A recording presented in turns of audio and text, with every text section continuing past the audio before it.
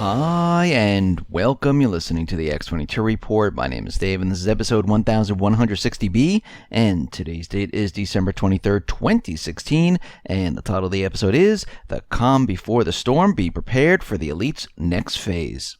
Now, before I get started, I have two announcements. I want to wish everyone a happy holiday, no matter what holiday you're spending, what holiday you're celebrating. Have a healthy and happy holiday. My second announcement is on Saturday morning. I'll be putting up an interview with Lior Gans.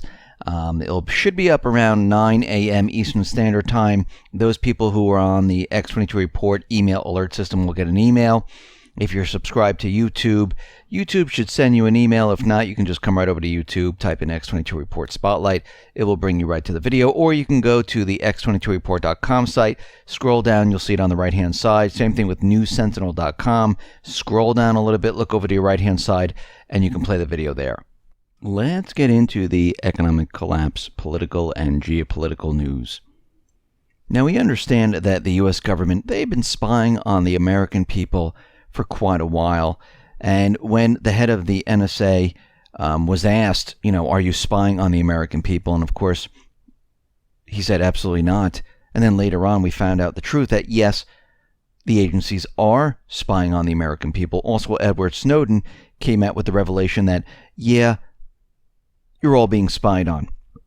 Now, there's a new report from the House Committee on Oversight and Government Reform, and the U.S. government extracted nearly $100 million from the taxpayers so the government could spy on the same taxpayers, us.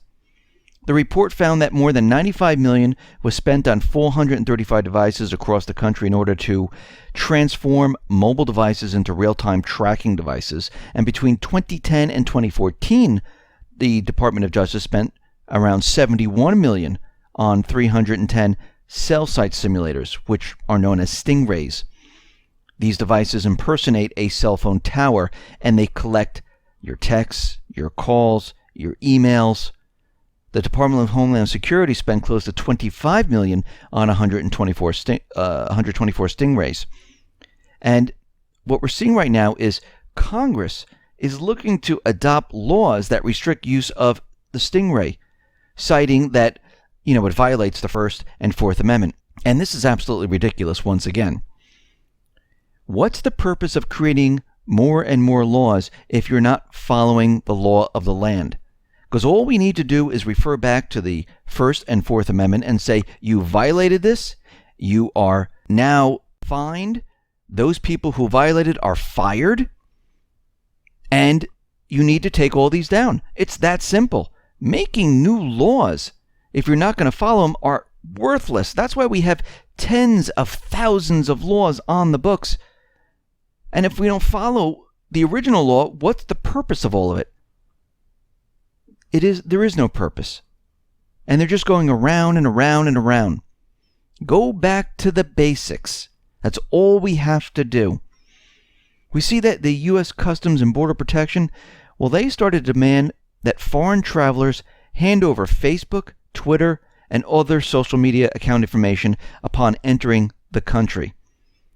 The new policy follows a proposal laid out back in June and applies only to those travelers who enter the U.S. temporarily without a visa through the electronic system for travel authorization. The goal, the government says, is to identify potential threats. Well, activists are out there and they fear that this policy could be a threat to human rights, which I do believe, because we know they just don't stop at individuals coming into this country who are foreigners. Again, they always take this to the next step later on once everyone agrees, yet, yes, we should be doing it to this group of people. And then all of a sudden they say, okay, now let's move it to Americans who are traveling back into the country. We need just to check, who you say you are, and maybe you have met with terrorists out in other countries. And this becomes very, very dangerous because once they set this precedent, they can move it to other things. And you need to hand over your bank account information so we can check to see maybe you're doing some money laundering. We want to see where your purchases are, where you've been spending your money. And we can see right now that this is very, very dangerous. And It's unclear if the information collected can be immediately used to deny travelers entry into the U.S. However, the express purpose of the collection is to identify individuals with ties to terrorist groups. Which, does this really tell you that you're part of a terrorist group? No, because this information could be faked. And once people learn that they're collecting this information, well, guess what? They can make up a second account and say, yeah, look at this account. So this is absolutely ridiculous. We know this is not what they're really using it for. They want to track each individual person.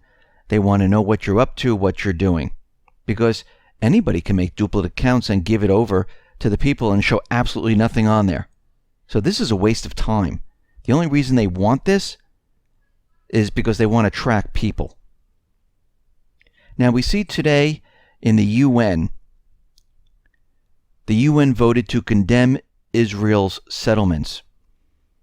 Israel lashed out at the Obama administration, saying that friends don't act that way after Ambassador Power abstained, refusing to veto the United Nations resolution demanding Israel to stop settlement building on the occupied Palestinian territory. And I know that Trump, well, he was trying to postpone the vote here. And we can see that many of the other countries decided to overrule this, and other countries on the 15-member Security Council, well, they said we're going ahead with the vote, and they snatched the resolution away from Egypt, and they put it for a vote on Friday, and it passed 14 votes in favor, and the United States abstained. We see that the Russian military, well, they've sent in the police into Aleppo. They're going to help maintain security in the area. And we see right now that they're trying to keep control of the entire area. The United States, because of what's happening in Syria, they decided to sanction Russia once again. And the U.S. has added 9 officials of the Moscow-based temp bank to its sanctions blacklist. Anyone that had dealings with the government of Syria, including the Central Bank of Syria, or Syria state oil marketing firms, they were all sanctioned. And this is a move to put pressure on Russia, hoping they will do something. But we can see from what Putin has done, he doesn't make moves like this. He says, okay, you're going to sanction us, we'll move away from the dollar. And each time this happens, he moves his country further and further away from the dollar, dumps treasuries, makes deals with other countries, and this plan is not working at this point. We see that the Syrian armed forces, they've discovered several jails and torture centers after regaining control of eastern Aleppo. They found about 20 different places used for trials and over 500 identity cards of people who were detained, tortured by the moderate rebels, the Islamic State, Al-Qaeda, Al-Nusra, Al-Sham. And they also found mass graves in the area. And they said the main people that were tortured and then murdered were high-ranking people of the society. And we can see why they were doing this. They were trying to get rid of those individuals that were in power in that area, show the people that this is what's going to happen to you.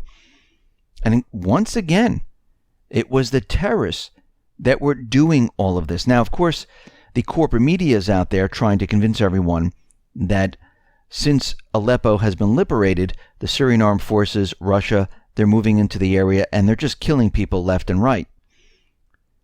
And of course, this story is completely fake, phony, and false.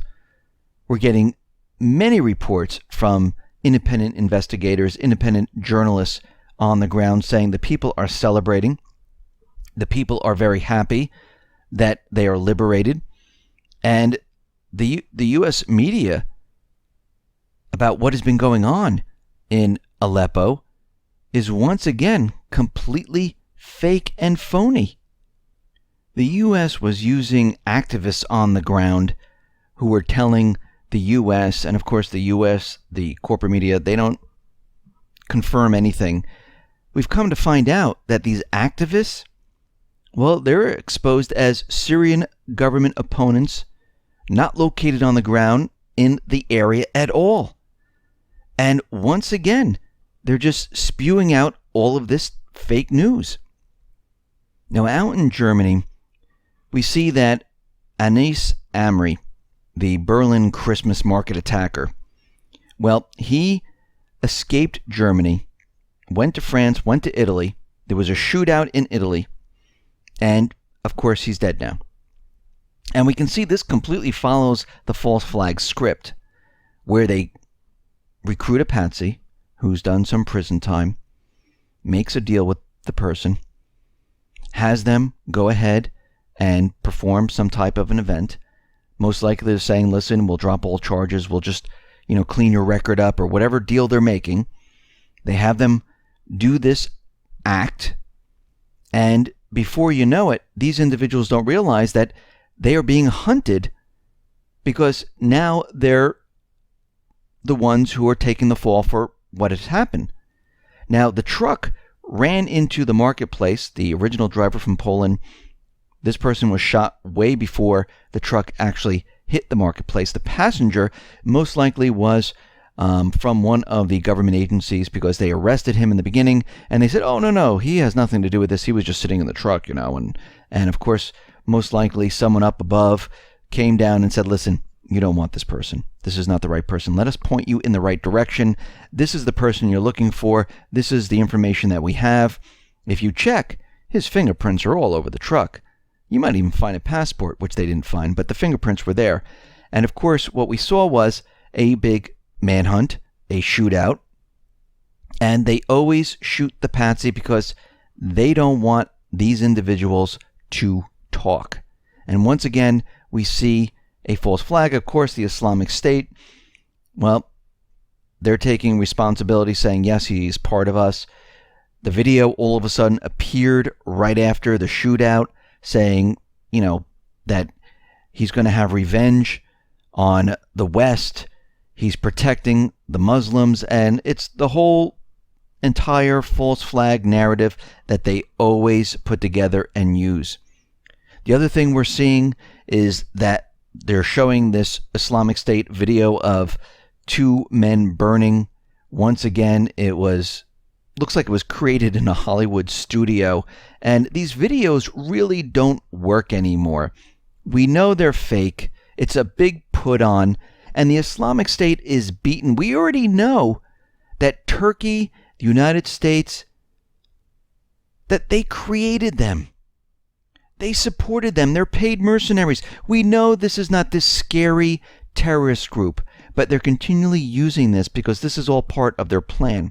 So what we're seeing right now, if you want to call it this, the calm, which really it is not calm right now, but before this major storm hits, because we can see now that phase 2 of their entire plan is to really bring this home, because they have nothing left at this point. They're backed into the corner. And we can see already with the economy, they're setting this up to fall. They got the Dow ready to go to 20,000 points, most likely Thursday. I think it's going to be Friday.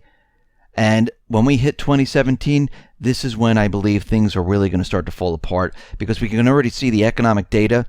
It's not even matching up anymore. The things they're spewing out there don't even make sense. Stores are closing and they're trying to tell us that everything is fine. Reports are coming out that most of the jobs, 94% of them, well, they've been part-time. Mortgage applications are declining. Millions of people have been kicked out of the market. How possibly can all of this be true? It isn't. And then we see indicators turning down, showing us that we've been in a recession, showing us that it's going to be a lot worse before it gets any better. And we can see right now that things are rapidly changing.